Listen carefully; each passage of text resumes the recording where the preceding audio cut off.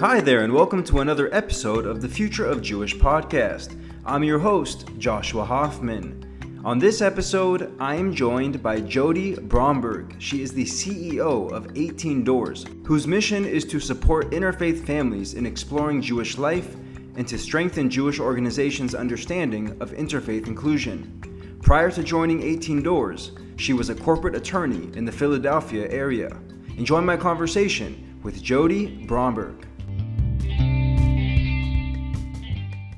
Jodi, wow, this is really exciting to have you on the podcast. I've been following you personally really for definitely the last several months. I remember I read something, I believe it was in a Jerusalem Post article, the quote you gave, and I said, wow, who's this person?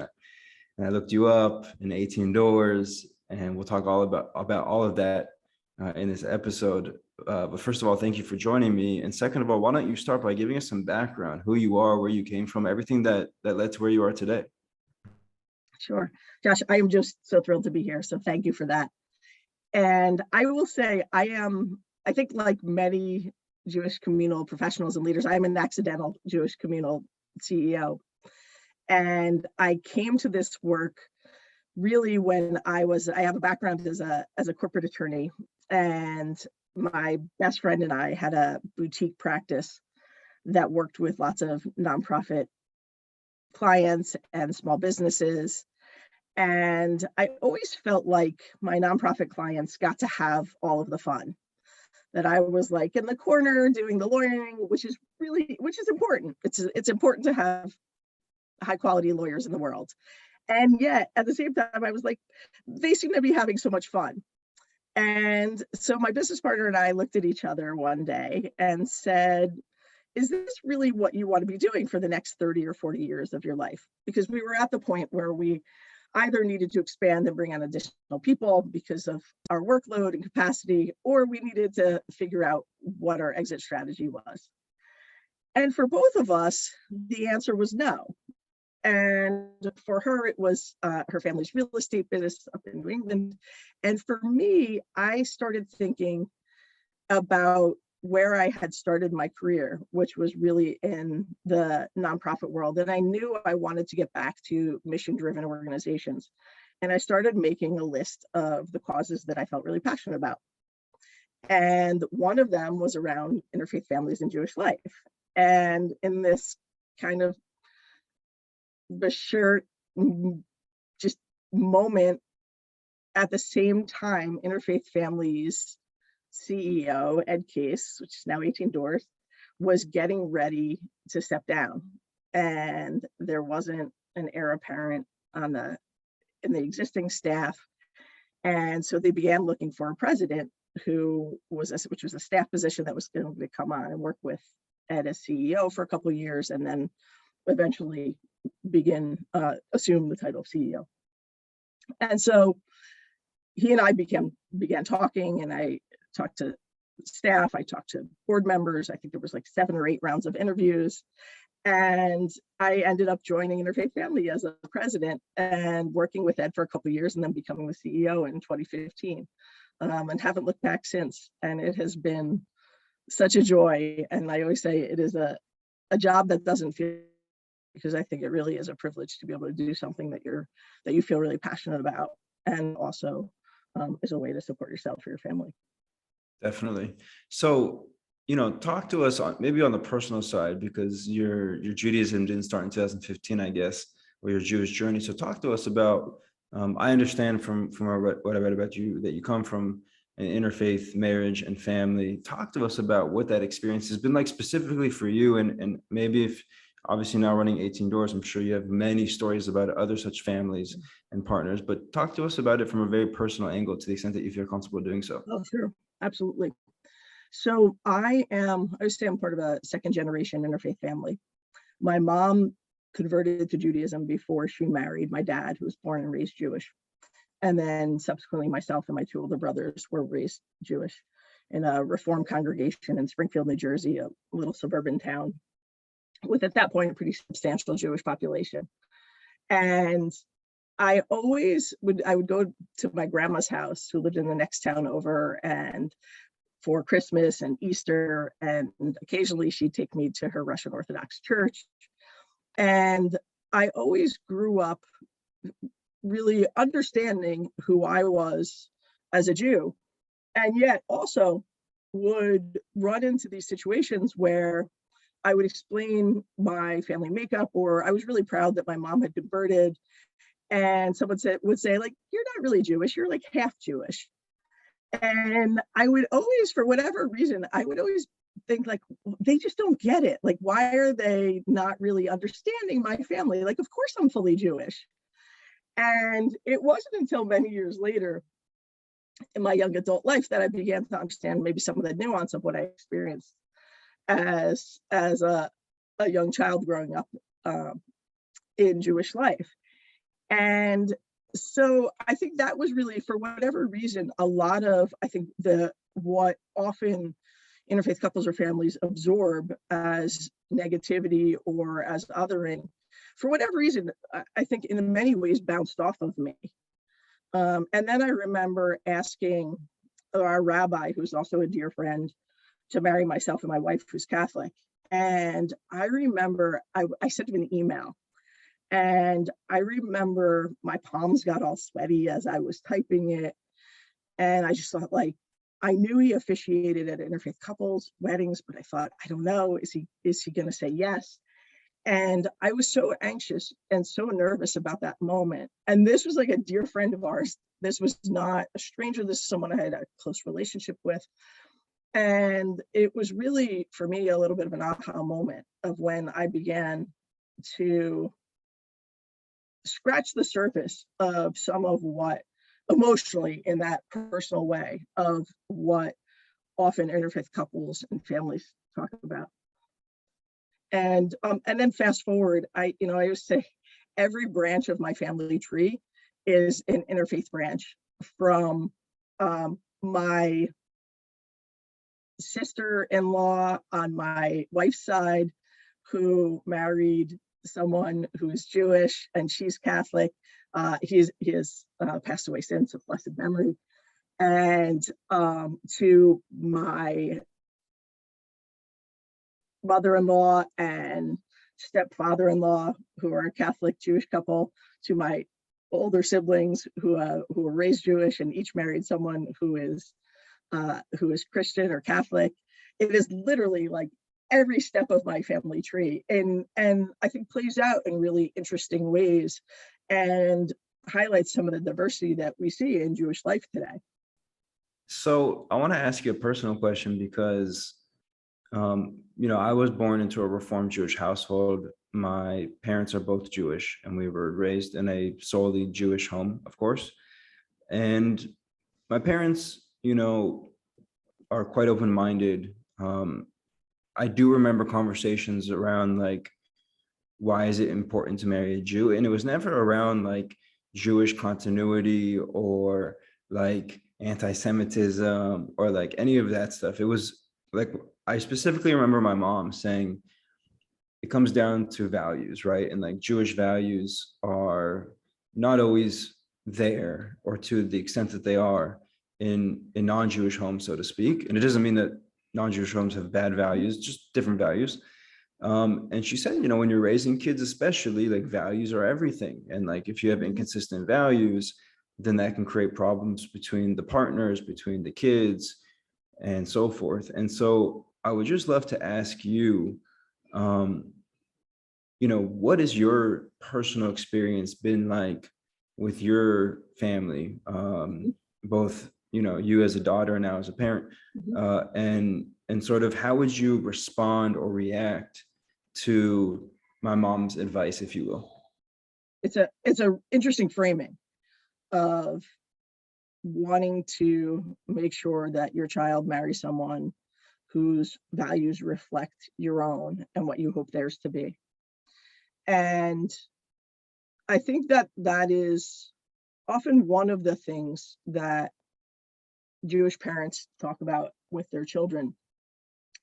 In our household, I will say, my wife, Courtney, if she was sitting here, she would tell you about one of the first conversations that we had early on, much too early, that really relative to where the relationship was, where we had just had like one of our first big arguments, and we were at that point as a couple where it's that fork of the road moment where either you are going to break up or it is going to get more serious. And we were at that moment. We were sitting, we both lived in Philadelphia at the time, and we're sitting at my dining room table.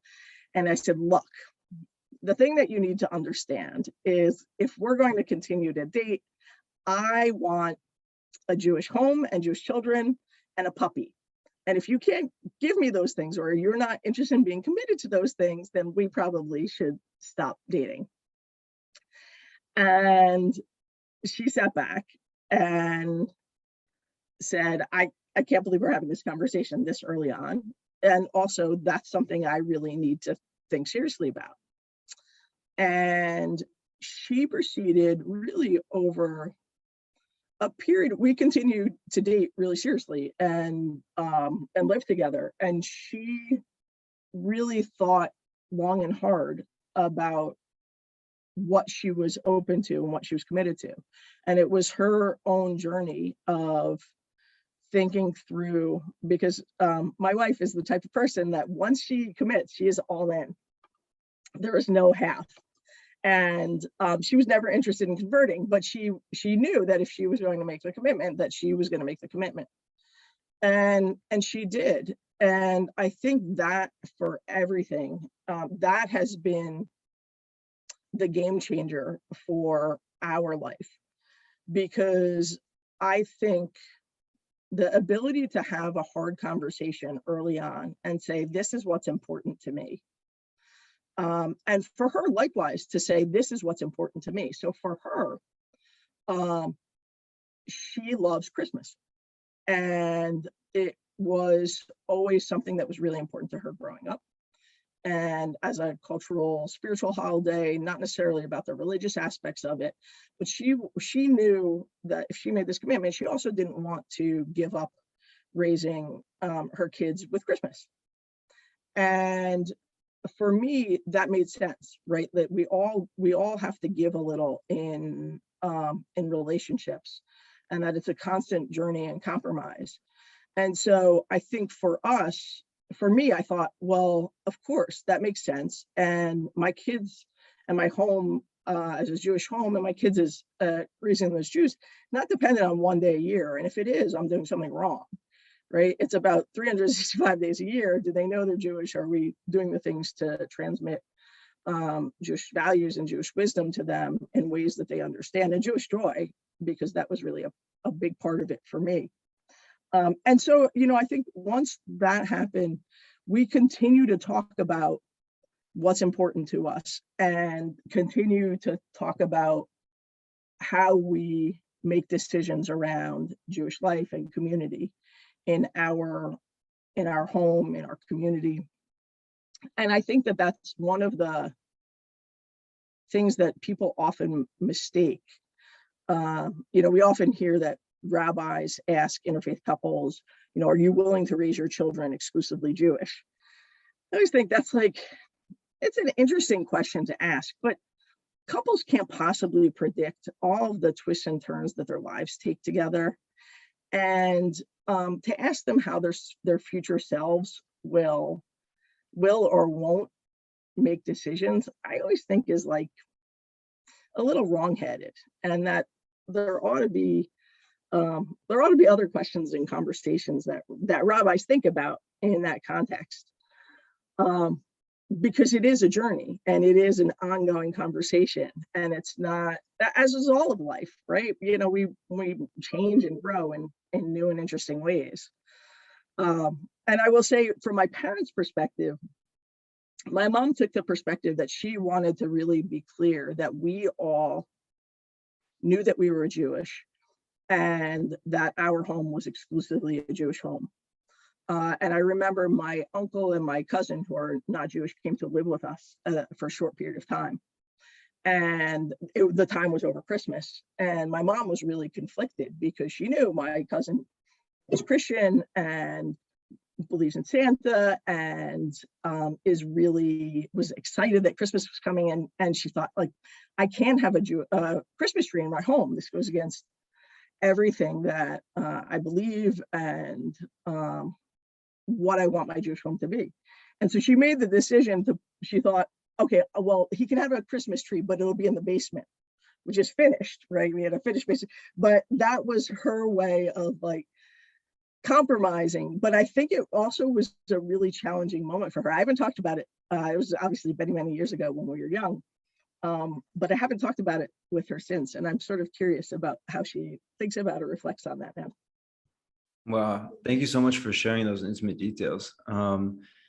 One of the things that I find interesting, you talked about your wife committing, and it's by choice, right? It's no one sort of forcing her. I think even when a rabbi asks that question, it feels a bit forced, as opposed to sort of a natural progression of things. And like, I think people, when given some level of freedom, assuming that they're committed themselves, will end up probably doing what the rabbis want without the rabbis having to sort of guilt or socially influence, if you will, to put it nicely, how couples do things. One of the things that I noticed growing up, I did have a few friends in our Jewish community in Los Angeles whose parents both converted. And I found that the converted parent was actually, quote unquote, much more Jewish and quote unquote, a much better Jew than the other parent that was born Jewish. And I see you shaking your head here for the listeners who don't have the video portion or just listening to the audio. One of the things that I find very ironic is that it seems like with you shaking your head, that seems to be the case in a lot of places where when people make the decision to, either convert or not convert, but raise their kids Jewish, or if they don't have kids, but live in a Jewish home, whatever you want to call it, that feels to me like a much more strategic way of Jewish continuity, if you will, as opposed to this very rigid box that we in the Jewish world often put people into. We do it in Israel, by the way, too, not just in the diaspora. And I guess what I'm just wanting to know from you is like,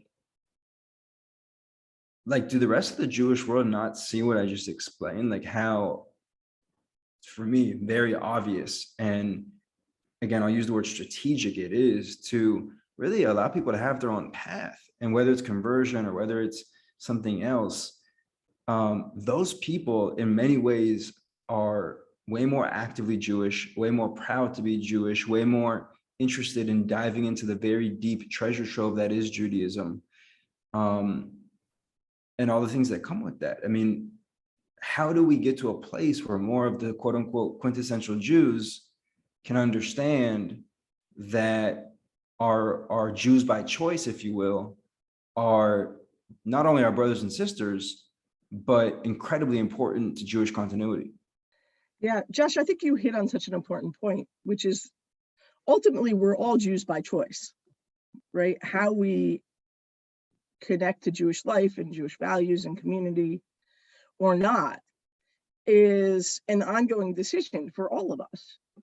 And I think when the larger Jewish community, I think often the questions that you ask about, well, what decisions are you going to make? How are you going to do X or Y? In a way that is filled with often a tremendous amount of pressure, those questions are based in fear, right? They're about a fear of assimilation, a fear of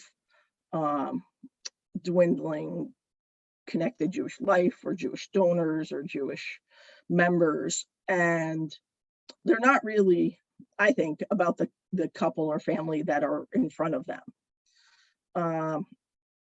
Because if they were, I think that often the questions or decision might be different or more organic, as you suggest.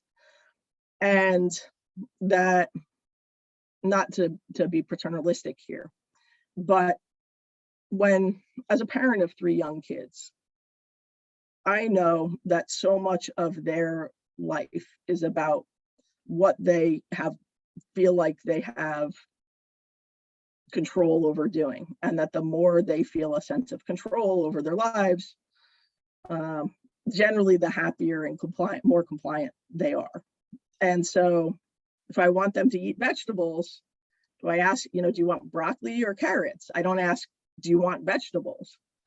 And I think there's an analogy, not to compare at all any adults with their own sense of agency to my young children, but the analogy is that we lead often with force or pressure, when what we ought to be leading with is, what are the opportunities to engage in something that's meaningful to you, that Judaism or Jewish values have to offer? And what are the ways that Jewish life dovetails with other things that are important to you? So you want your child to grow up with a sense, or you want to explore your own commitment to social justice and repairing the world. Well, let's talk about what Judaism has to say about that. And I think too often we are trying to put people in a particular box and have them behave in a particular way that maybe suits the outcomes that we believe we're driving for, but aren't necessarily the outcomes that are important to that couple or family. And I think that's at the heart of it, is like, if couples or families or people aren't interested in what you have to offer, then you have to really think seriously about why that is. And some of that might be generational trends, and some of that might be particular to the couple or family in front of you. But you hitting them over the head and trying to force them to be interested in what you have to offer is, it's never going to be productive or successful. Amen. Amen. I'm curious to know, and of course we're generalizing here because there's so many different types of interfaith families and children and so forth. But on a high level, from your vantage point, my intuition tells me that, let's say interfaith families, they tend to be maybe a little bit less critical of the Jewish world and of Israel, for example, and of just different types of things in the Jewish community where they are, or national or international. Versus I find that the most critical people of Jews are the hardcore Jews themselves, whether it's the Haredim being critical of the Chilonim, the secular, whether it's the Israeli Jews being critical of the Jews in the diaspora, or vice versa. Would you say that in your experience, you find interfaith couples to be a little bit less critical because I would maybe put them in like the discovery phase, certainly the partner that's not Jewish. And so they're more interested in like, well, let me just learn more about what's going on as opposed to having an opinion about everything, versus the quote unquote quintessential Jew, which is like, no, I know everything, 2 Jews, 3 opinions, we know how it goes. And this is what's wrong with your Judaism, and this is what's wrong with Israel, and this is what's wrong with, do you find that to be true based on my intuition, or do you see something else? I think often for interfaith couples and families, not always, there is a sense of outsiderness, a sense of, even though I am a part of this organization, I am a active member of a synagogue, I am, I send my children to this camp, whatever the thing is, that may be that there is a way that often interfaith couples or families still somehow consider themselves outside of this. And in the sense of like, don't feel like they are close enough to be able to criticize, which I think is a really important part of being able to criticize something, is that often you need to feel like you are part of it to be able to speak out against it. And if you don't have that like experience of having that insider feeling or connection, you're not going to be able to feel at home enough or maybe comfortable enough to say, listen, I think, this is maybe a wrong-headed way of doing this, or this is something that I see as a, critique of Jewish life or community. But that's not to say that there aren't lots of interfaith couples or families who speak out against things that they do see that they think are wrong in Jewish life or Jewish community. But I think it is an interesting question, and I think to the extent that your hypothesis is true, I would offer my own theory, which is that the reason for that is perhaps a setting of the table that doesn't quite exist yet, which is that the interfaith couples or families, many don't feel like they are in a place to criticize because of maybe not feeling that sense of belonging or inclusion that we might want them to have. So take me through the name change to 18 Doors. Yep. First of all, I think it's a genius name. By the way, I want to say two things. One, it's a genius name because it's perfectly describes what you're about. And two, because it does so in a very creative way. If I have to see another organization that somehow throws the word Jew in there, or Israel, or a play on Jew, or it's like, come on, can we get a little bit more creative? So I think just on those two points, I'm really impressed. But take us through the name change. I know it happened a few years ago, but I think there's a good story behind it. So why don't you tell us that? Absolutely. There were so many people who told us again and again that the name Interfaith Family didn't resonate with them, that it was something that was a point of disconnection rather than connection, and didn't represent the diversity of interfaith couples and families who call themselves and identify in lots of different ways, from just Jewish to mixed faith or intercultural or dual faith or mixed heritage or Jewish or cashews or Jew-boos or blue Jews or any of the like fun cutesy names that couples and families often use today.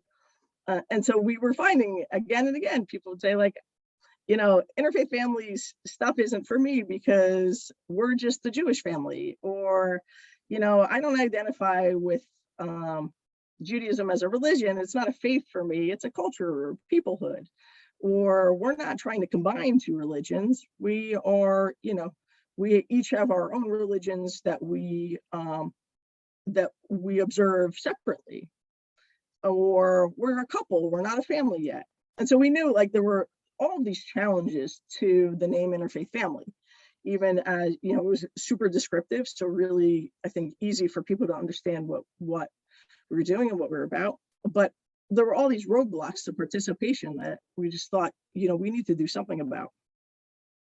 And so we began this long process of considering whether we ought to change our name. And the marketing firm that we worked with said to us, listen, in this day and age, it's actually incredibly hard to change your name because it's hard to find the URL that is not taken. And so go into it with an open mind that you may not actually find the name that is going to work for all the ways that you need it to work.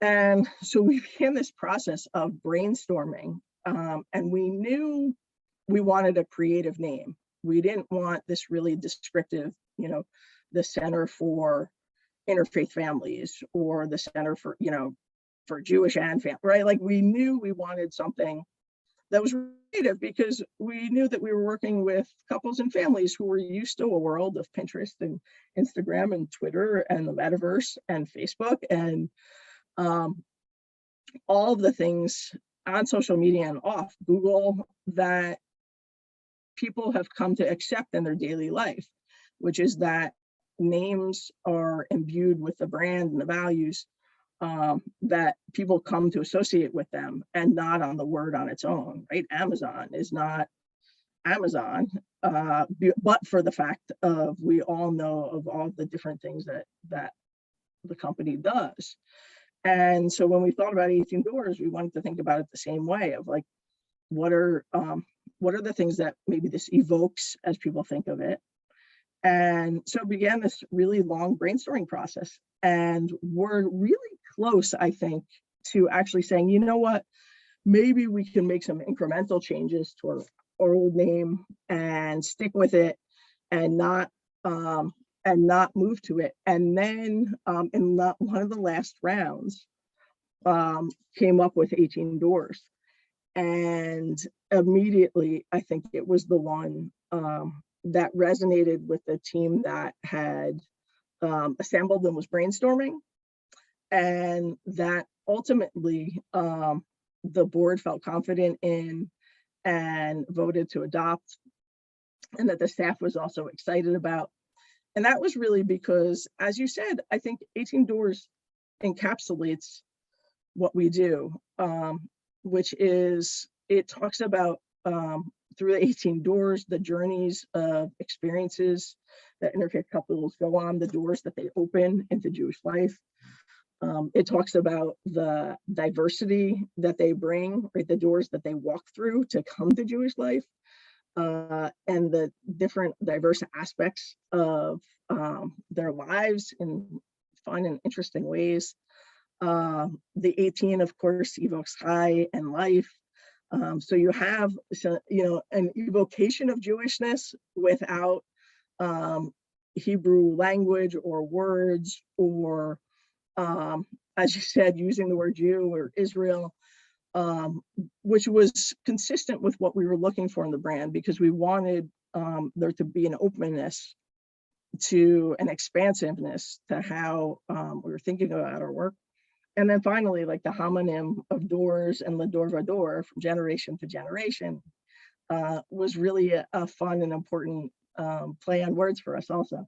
So like all of that in one tiny little package, we were really excited about, and rolled it out in February of 2020, which was, I think, the only thing that would have been better is, I think, if we had rolled it out 6 months earlier, but it was really, the timing was fortuitous, because if we had gotten to March of 2020 or April and had not rolled out the name change and the new website, I think it would have meant a totally different experience for us and the couples and families who come to us during the pandemic. And the fact that we had this brand new website and name change, I think, was really important for us actually during the last couple of years. I know that you were part of the organization prior to taking over as CEO in 2015, but obviously being CEO is a very unique chair to sit in.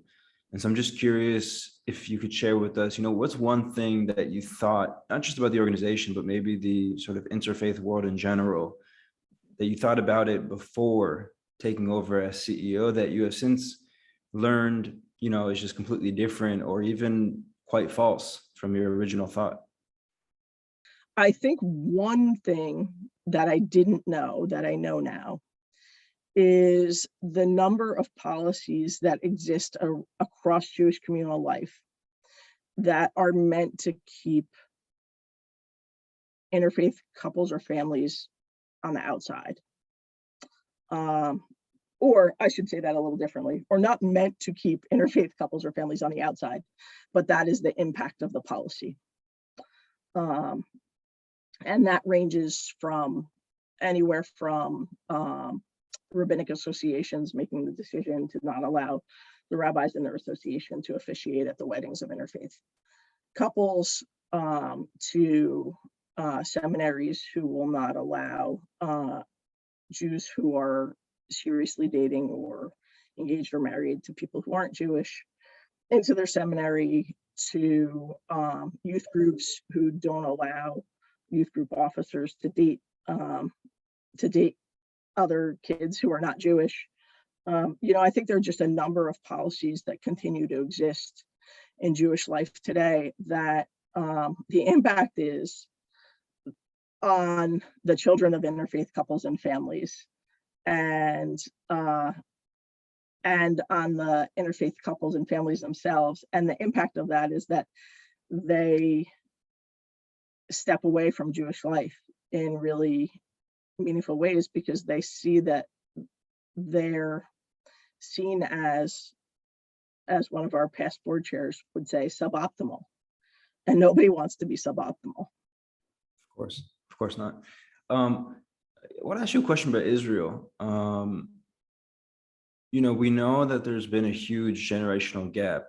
For example, with my generation, and certainly the generation below me being 33 years old.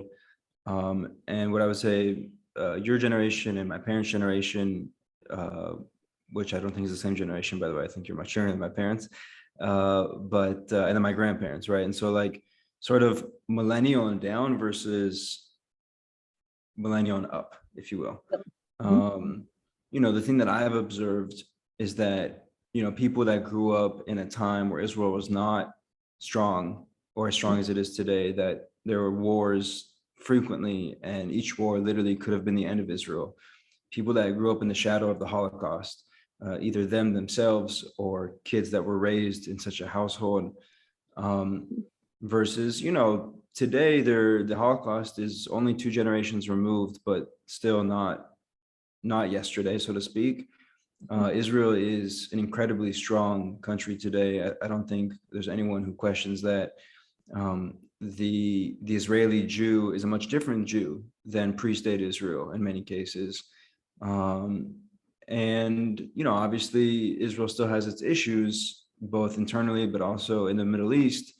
But I think by and large, where Israel is today and moving forward is in a much different place. And therefore, I think the people that have grown up with sort of this new Israel, if you will, over the last, it's called 2 decades, think and look at the country in a much different lens. Not everyone, to be sure, but a lot of people. And I'm just curious from the standpoint of sort of the interfaith community, and maybe even the partner, if you will, who is not Jewish or who converted, how do a lot of them think about Israel in terms of the relationship that they have with Israel? Would you say it's much different than sort of the quote unquote quintessential Jew, or are there similarities? Like, where do you see that? I think there is actually a lot that we don't know about interfaith couples and families, and what they do or don't think about and connect with. And I think one thing that we see here often is that there just isn't a connection for spouses and family members who aren't Jewish to Israel. Maybe there is for folks who are really connected and close to their roots in another religion. I think of my Catholic in-laws, who recently went to Israel with a group of other Christian families because of the importance of the historic sites in Israel. And so I think for them, they would say, we're really connected to Israel. But I think for many folks, as you said, generationally, there isn't a strong connection if they didn't grow up Jewish, that you see in earlier, older generations. And I think that there's a number of challenges that come along with that. The rise of anti-Zionism on campuses, and concurrently anti-Semitism, and the drop in the number of millennials and younger generations who understand and are aware of the Holocaust, are, the number of young folks in the United States who are educated about the Holocaust is abysmal. And it is also one of the things that 18 Doors is working on is we think we have an important role to play in the fight against anti-Semitism, and in making particularly family members who aren't Jewish aware of the impact of anti-Semitism on their Jewish family members and spouses, and to open up the dialogue and conversation between family members, and to also build for family members who aren't Jewish the tools and the strength and the resources and education that they need to become upstanders and to be calling out different aspects around anti-Semitism. So I think there is, not to pivot away from your original question, I think there is, just as with anti-Semitism, I think there's a lot of work to be done around educating interfaith couples and families, and even the broader younger Jewish community about Israel and its history, as well as and the ways that that ties into the Holocaust.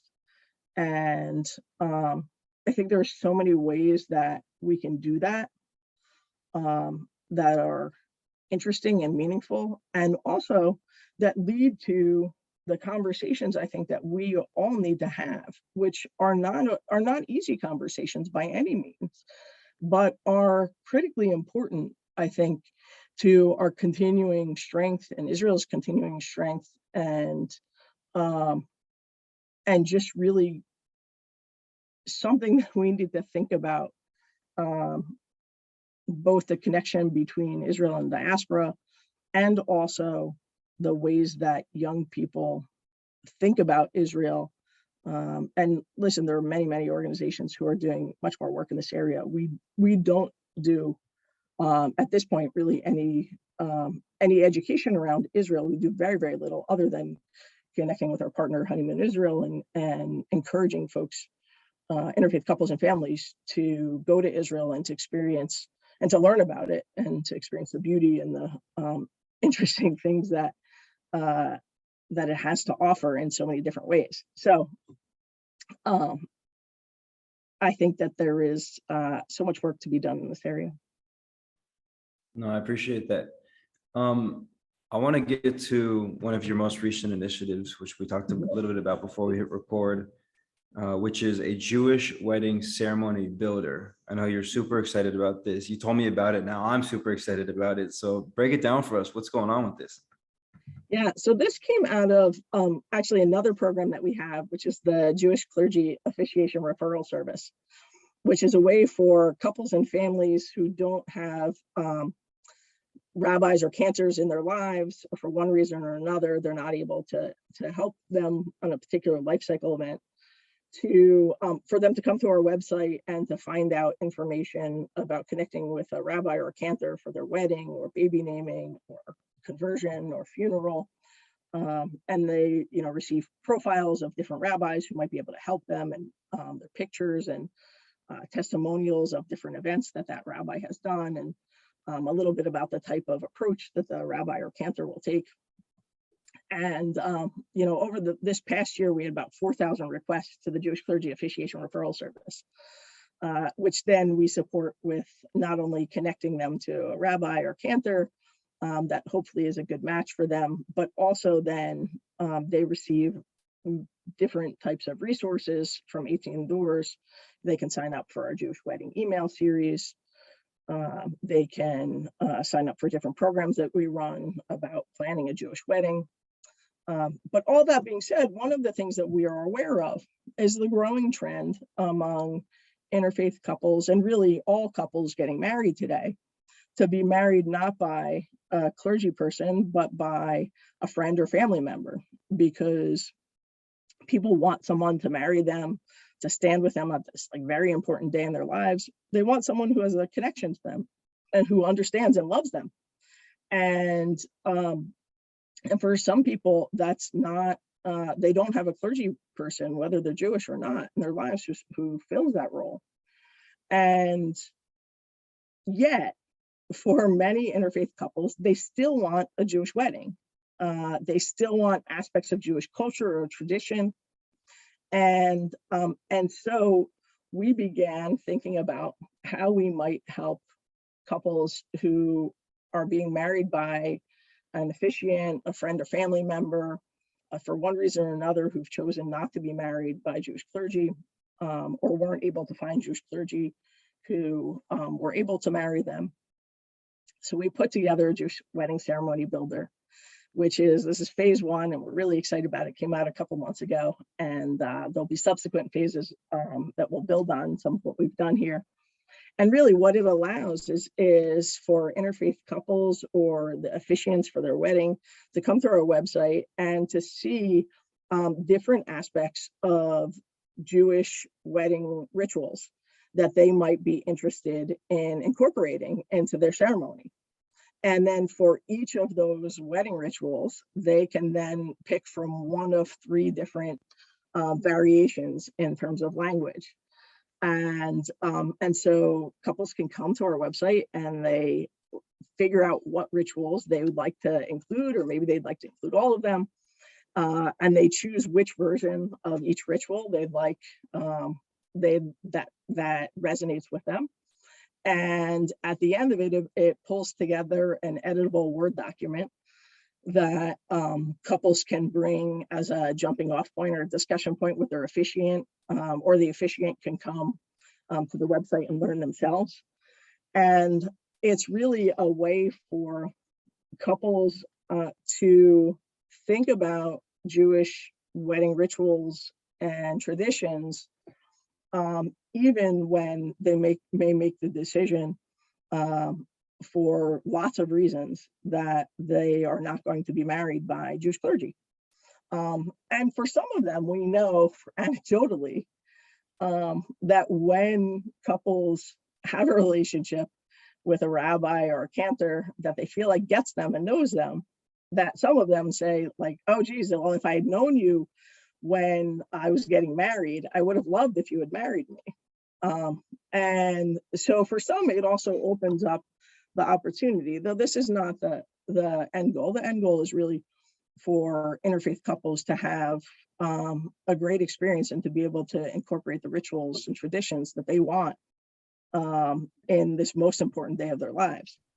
But for some of them, it is a jumping off point to further relationship with rabbis or other Jewish clergy who might help them along the way.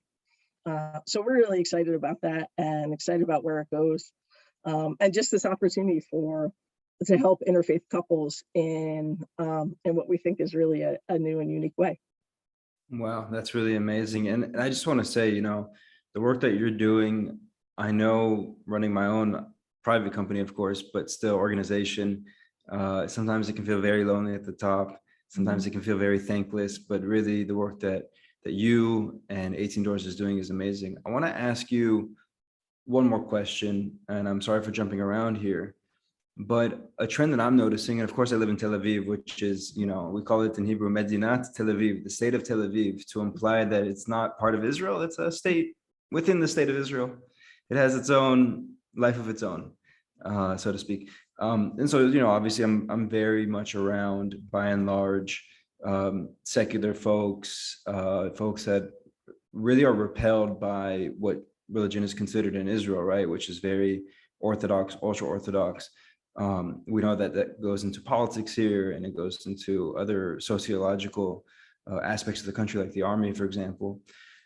So I'm noticing that a lot of Israelis are dating and also marrying non-Jewish people, and not non-Jewish Arabs that live in Israel. Rather, when an Israeli does their what they call after the army trip, they meet a whole bunch of people around the world, so they can meet a significant other that way. Israelis love to travel in general, so they're always, and they're quite social. So they are sort of in a lot of situations where around the world they can meet people who are non-Jewish and develop relationships with them.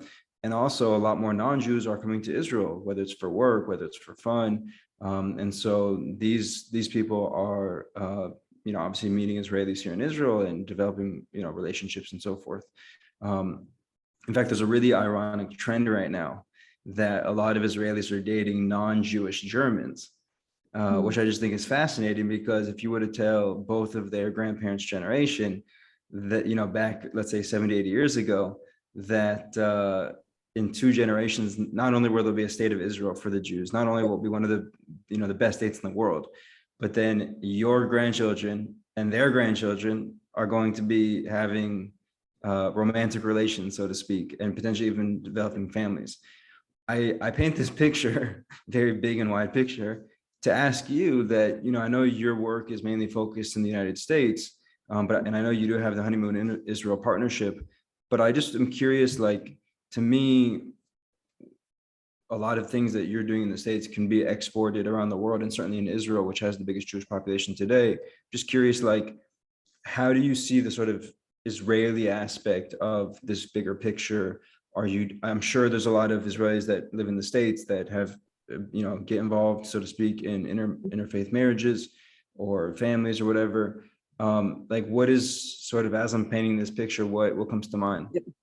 Yeah, I mean, what comes to mind is that when we live in an open society, when the decrease in anti-Semitism over the last 5 decades, until really recently in the United States, led to the opening of doors, no pun intended, in a way that has allowed the rise in interfaith couples in the United States.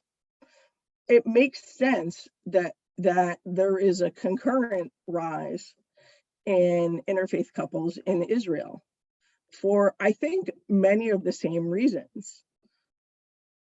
That there is growing opportunity to connect with people who aren't Jewish in our everyday lives, whether that's after Israel trips, whether that's in the States, who we go to school with or live in community with. And one of the things that we see among interfaith couples in particular in the United States, the research shows that they're going to live in communities that are outside, what I call traditional Jewish hubs. That the decision making that they're going to make around their lives may prioritize, where can I find affordable housing? Where can I find strong school systems for my children? And being close to or part of the Jewish hub is not going to rank in, one of the top 3 priorities. And I wonder, if there is an analogous situation in Israel around how decisions are made for particularly for secular folks, and what sets the stage then for an increase in the number of interfaith couples in Israel. And I think that's really probably a really pretty complicated, complex answer. And I think the thing that I would say is that, 18 doors, we are certainly, our work is focused in the United States and Canada. And also we know from our website traffic that we do have a significant percentage of folks who are visiting our website and using our resources from Israel. And I'd anticipate that lots of them are part of interfaith couples and families. And that I think there's, perhaps an opportunity for us to think about how we can support the couples and families in Israel who are facing some similar challenges, I think, to folks in the US, but some really different challenges also, because they live in a Jewish state, and challenges around citizenry and around officiation at weddings, the recognition of marriages that are challenging. And I think I would love for us to think about the ways that we support